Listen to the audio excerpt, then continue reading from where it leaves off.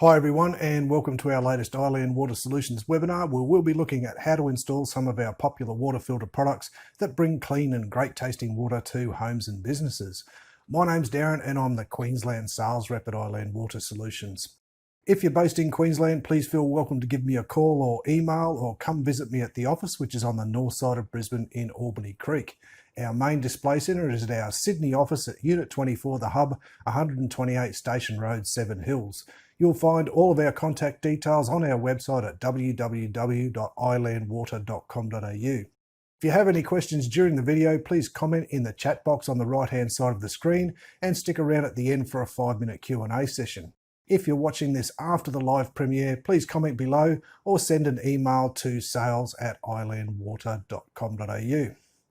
Today I'll be going through some basic installation tips to install various water filter systems. Most aren't too difficult to install for anyone handy with a few basic tools. We'll also look at how to replace filters, how often and why that should be done, and then we'll go through some troubleshooting tips for some possible issues that might come up. If you've purchased a water filtration system or you're considering buying one, you might be concerned about how to install it. They all follow a similar theme in that the tap or unfiltered water has to enter the filtration system from somewhere and the filtered water has to come out from somewhere else. Let's go through a few of the systems we have available, starting with a simple benchtop system. The first system we'll look at is the EZAC EasyAqua 250B pictured here. It's a 3-stage system with a very high quality biological filter, and it just sits on top of your kitchen bench beside the sink. What makes these great is that they do a great job of filtering water, they're simple to install and don't require drilling any holes, so they're great if you're renting or if you're just not comfortable with the idea of drilling a hole in your sink. They also don't require power to run and they don't produce any wastewater. Just a quick look at the different stage filters. The first stage polypropylene or PP filter targets larger particles like dirt and rust.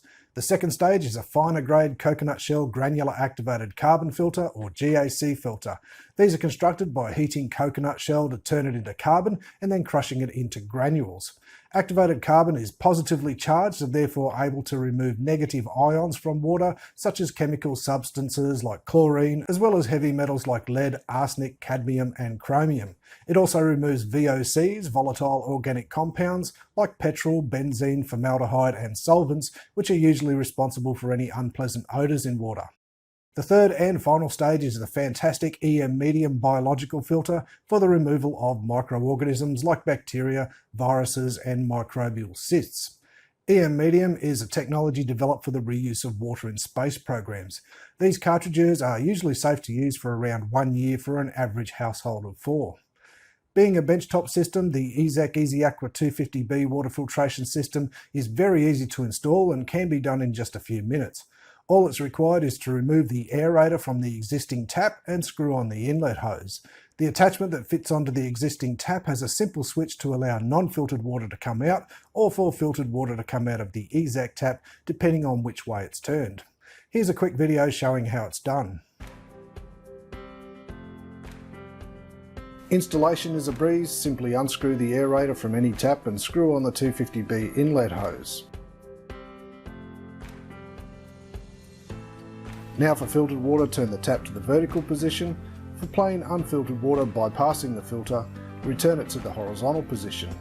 The kit comes with options to attach to both male and female threaded taps and can also be attached to unthreaded taps. For an average family of 4 drinking the recommended 8 glasses of water per day, it's recommended to change the PP filter every 6 months and the carbon and biological filters once a year. The filters are easily removed by rotating them counterclockwise until you feel 5 clicks.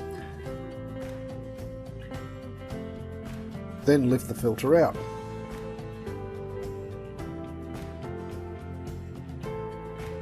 Installing the new filter is a reversal of the same procedure. Be aware that water will come out of the old filter, so it's a good idea to first put the whole unit into the sink when changing filters over. And that's the EZAC EasyAqua 250B benchtop water purifier. The EZAC EasyAqua 250BU pictured here is almost identical, except in this case it's designed to be installed under a sink with just the tap visible above. These are a little more difficult to install and they will involve a few tools. In this case, the inlet hose attaches to a new little joining piece that goes onto the existing cold water outlet under the sink. Then a ball valve is attached to that. The ball valve is just a little shut-off valve, or tap if you like, so you can turn the water on or off to the filter system, which you'll need to do while you're installing it and also when it comes time to change the filter cartridges. Then it's just a matter of attaching the unit to something solid with a couple of screws and then drilling a 12mm hole in the sink to mount the supplied gooseneck tap. For this type of installation, if you don't have a tap under the sink or you're worried about making a mess, you'll need to shut the water mains off to the premises before you start. This is usually a small tap in a pit outside the house marked as water meter. These are normally installed on or just outside the property boundary. Just stick a screwdriver or something suitable in the gap on the right there and prise open the lid. It may have been a few years since the tap was last touched, so you might need a pair of pliers or multi-grips to turn the tap off. Make sure you close the lid again if it's close to a footpath where someone might trip on it. Then when you're back inside, turn one of the taps on to make sure that the water is indeed off, bearing in mind that you will get a bit of water come out at first, but it should die down to a trickle and then stop pretty quickly. If you can't find the pit lid, chances are it's been turfed over or buried in a garden somewhere. In some areas you might find a little marker like this, W for water, stamped or painted on the curb, or some other kind of indicator to show where the water mains enters towards the property. Then it's just a matter of drawing a line from that to the nearest corner of the house, then poking around with a crowbar near the property boundary until you hit something hollow. Then dig. Here's a video showing the process of turning the mains off, as well as the basic installation for the Easy Aqua 250BU. Installation involves firstly turning off the water to your home. If the outlet under the sink doesn't have a tap to allow this, locate the mains outside the building and turn it off there instead. It's a good idea to run the tap a while before you disconnect the hose to get rid of any water in the system as well. What we want to end up with is the inlet hose to the water filter connected into the cold water hose leading to the existing sink tap, and the outlet hose from the filter leading to a new faucet on the sink to dispense the filtered water. So we can start out by drilling a 12mm hole where we want the faucet to go on the sink. Alternatively, an L bracket is also provided to mount the gooseneck faucet onto a vertical surface to suit other situations you might have. Fit the faucet through the hole and screw the lock nut into place. Now use the plastic joiner to connect the filter outlet hose to the new faucet. Disconnect the cold water hose and wrap the outlet in new thread sealing tape ready for the hexagonal joining piece. Thread sealing tape is your friend here. Make sure you use plenty of it on the hexagonal joining piece as well as all threaded connections.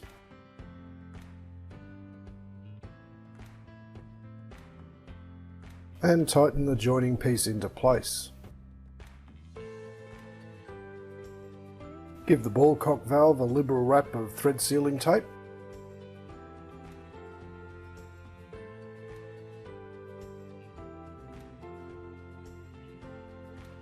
And screw it into place on the hexagonal joining piece.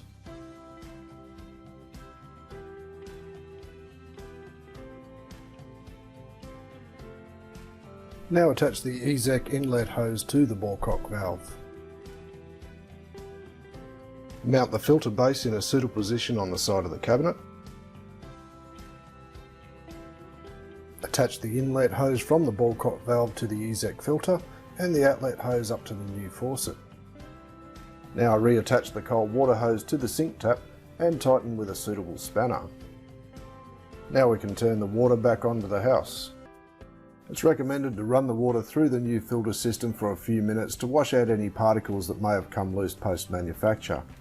It's also normal to get a bit of extra air at this time, which will give the water a bit of a milky appearance, but that's nothing to worry about and it will go away in time. For an average family of 4 drinking the recommended 8 glasses of water per day, it's recommended to change the PP filter every 6 months and the carbon and biological filters once per year. The filters are easily removed by rotating them counterclockwise until you feel 5 clicks, and then lift the filter out. Installing the new filter is a reversal of the same procedure. 3, 4, 5. And that's the Easy Aqua 250BU under-sink water purifier. Alia's reverse osmosis systems are 5-stage systems with an 8.3 litre holding tank contained within the case of the unit, which makes for a compact and tidy installation where space is limited. The 5 stages are a PP filter at the first level, then the water passes through not 1 but 2 granular activated carbon filters in this case, before being passed through the reverse osmosis membrane, which is a very fine grade of filter which will remove almost all dissolved solids to provide the most pure water a system can give. The final stage is a post-carbon filter which picks up anything that might have been missed and adds a crisper taste. It's available in 2 versions. The ROC 189 has a powered pump and warning lights for any detected problems, such as leaks or a high TDS value. TDS stands for total dissolved solids, and a notification when a filter change is due. The ROC 188 model is almost exactly the same, but it doesn't have a pump and therefore doesn't require power to operate. It's suitable if you have decent water pressure at the premises already and you'd prefer a system that doesn't use power. Installation for both of these systems is very similar to the under-sink installation of the Easy Aqua 250BU, except in this case we also need power for the pump in the ROC 189, and being reverse osmosis systems we need somewhere for the wastewater to go.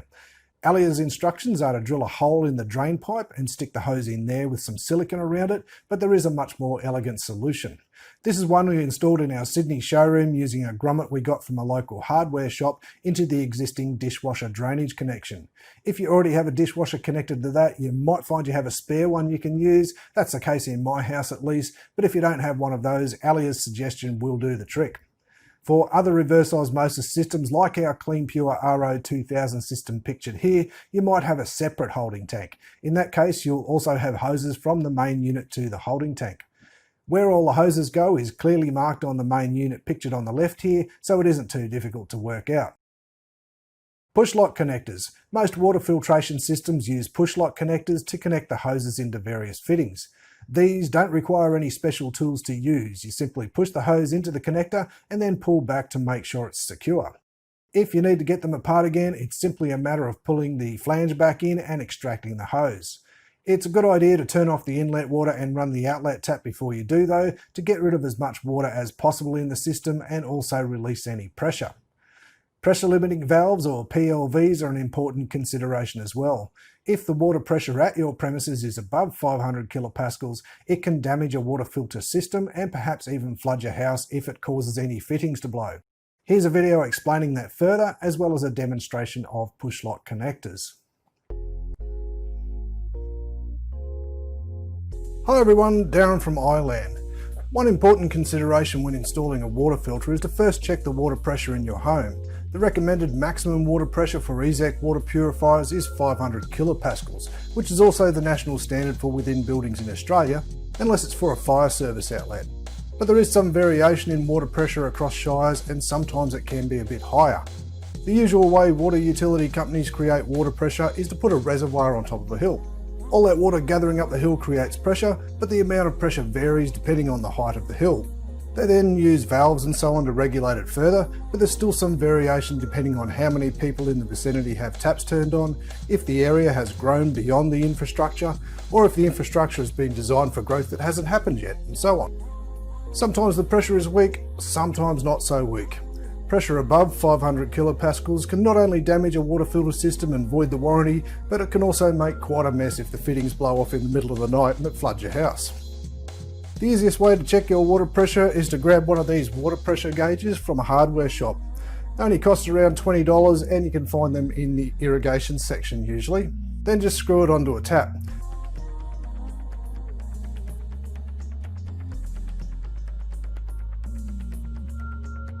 You might want to tighten with a spanner or you'll get water spraying everywhere.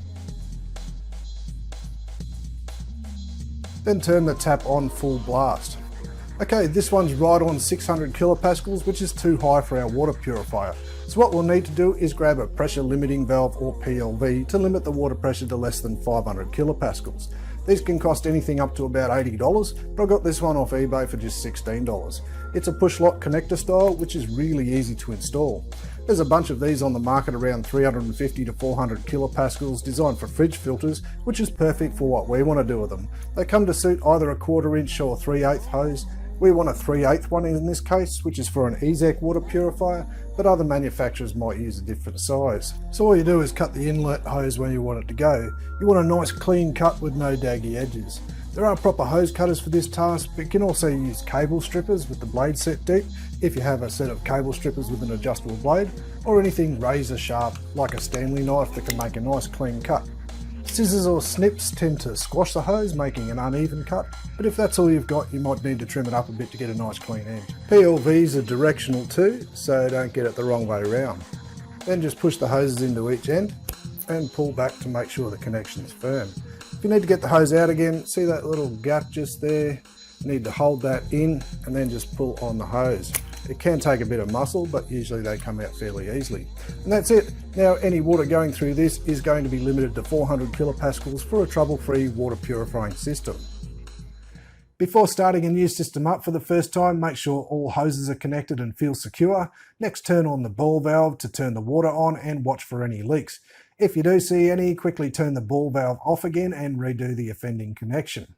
For powered systems, next turn on the power and allow it to run for several minutes. Then turn the new faucet on and allow it to run for several minutes as well. For reverse osmosis systems with tanks, keep running it until the tank empties. It is normal to see some particles or perhaps see a milky appearance at first as any manufacturing impurities are flushed out. You might also check the before and after results using a TDS meter to make sure everything is working as expected.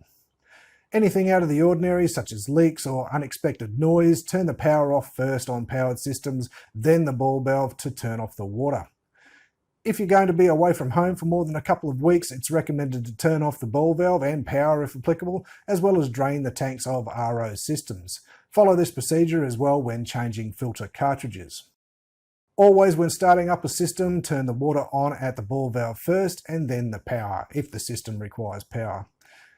How often should we replace filters? Just to explain a bit why there's multiple cartridges in a filter system, water molecules are very small, made up of just 3 atoms, that's 2 hydrogen and 1 oxygen. Because of that, we can send the water through screens, which will cause the larger particles, even down to microscopic organisms, to get trapped and left behind. One issue with that is if we just sent all of our water straight into a very fine grade of filter, it would quickly clog up and become useless. So instead we start out with a larger grade of filter and slowly reduce it down until we're as close as possible to only allowing water molecules to pass through. This protects the finer grade filters so we get a longer life from them. Another advantage in having multiple filters is we can make them from different materials to take advantage of different chemical and electrical reactions to help trap particles. Still, all filters have their limits and will clog up eventually anyway, and as they clog up they become less effective at filtering out the various chemicals, minerals and microbes that may be present in the water supply.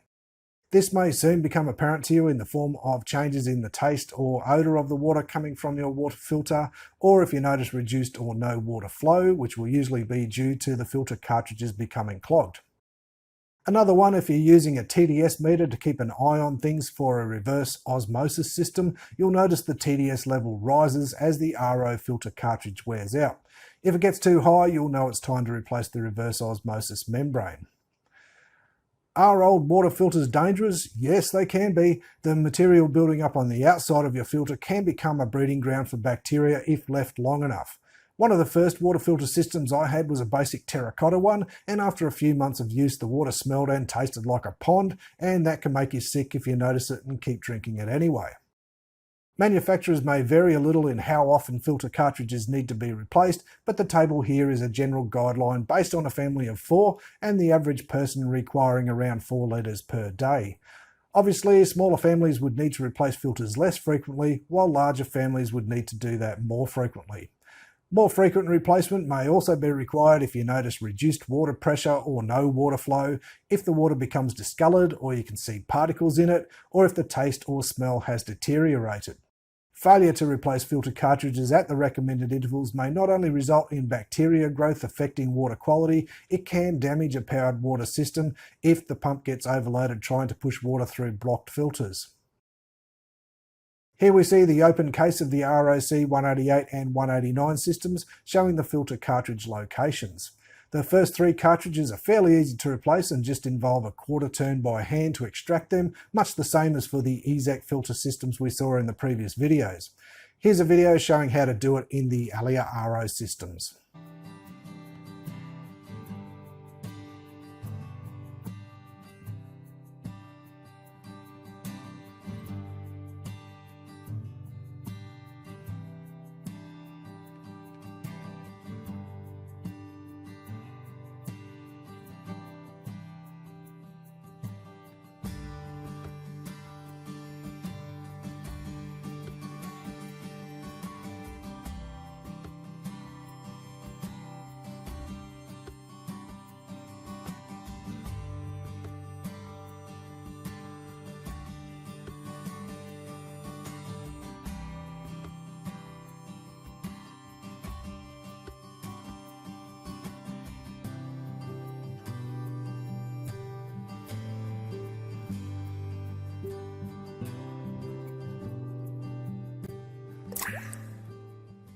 The bottom two cartridges are a little fiddlier and involve disconnecting the hoses. The main thing to remember is that they are directional, so when you install the replacement filters, you don't want to put them in back to front, but that'll become obvious pretty quickly if you find you have no water flow afterwards. Bear in mind the reverse osmosis membrane element is contained within a housing which will be retained. Only the membrane element itself inside will be replaced. It's easiest to work with if you first remove the whole housing from the unit by releasing the push lock connectors. Then turn the cap of the housing clockwise to open, then pull the used membrane out. If it doesn't want to come out, you may need to use some needle nose pliers or a similar tool to get hold of it and maybe destroy it a bit. It's also directional as well, so when putting the new one in, make sure you don't put it in upside down or you won't get any water flow. The CleanPure RO2000 system is much the same. Before changing filter cartridges, the first step is to shut down the system. For powered systems, that means first turning off the power, then the ball valve.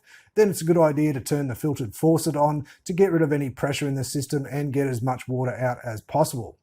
Cartridges that connect with a quarter turn or so are fairly foolproof, but for cartridges that connect with push lock connectors, make sure they're connected the right way around. Okay, let's have a look at some possible problems that might come up and what to do about them. The first issue might be no water coming out of the new filtered tap. The first thing to check is that the water has been turned back on at the mains and that the ball valve is indeed in the on position and that no filters have been installed back to front. Next, any water leaks, first turn the power off, then the ball valve, and inspect the leaking connection and redo it if necessary. If you have a leak around a filter cartridge or the reverse osmosis membrane, pull it out and check the O-ring hasn't come out of position. Bad tasting water could be a contaminated tank in a reverse osmosis system, in which case it will need to be sanitized. It could also mean one or more of the cartridges or the reverse osmosis membrane could be due for replacement. Likewise, for a high TDS reading, the Alia ROC189 has a built-in TDS meter and it will light up if the TDS levels get too high, so you'll know it's time to replace the RO membrane. Likewise again, for low water flow, that could be a filter cartridge due for replacement, or it could be a poor seal on the holding tank in a reverse osmosis system. Bear in mind that holding tanks in a reverse osmosis system don't just hold water, they also hold air under pressure in order to push the water out through the tap at a decent rate. Pumps in powered reverse osmosis systems cycling on and off would normally be a blocked filter cartridge, but can also be an issue with the high pressure switch. Obviously, if the pump's not working at all, it's probably dead and will need replacement. In that event, please give us a call or email and we'll do some diagnosing and replace it under warranty if need be. Another one, if you find fittings blowing off or perhaps even a cartridge bursting, you probably have excess water pressure at your premises and will need to install a PLV. Okay, so in summary, today we've looked at how to install a few of our different filter systems and shown that it's not too difficult and can be done with just basic tools and ability. We've also looked at how to replace filter cartridges, how often that should be done and why it's important. And we looked at how to fix some issues that might come up. As always, please contact us if you have any concerns or need help. Okay, that's it from me, but please stay tuned if you have any questions. Staff will be online in the live chat on the right of your screen for the next 5 minutes. For more information about Iland Water products, please do come visit us or check out our website at www.ilandwater.com.au. If you're interested in becoming an Iland Water reseller and would like a price list, please send an email to sales@ilandwater.com.au or just give us a call on 02 8840 5177. Check us out on social media. You can find us on Facebook, YouTube and Twitter under Iland Water. Please like and subscribe and give the bell a click if you'd like a notification from YouTube about any new videos we put up. Thanks and bye for now.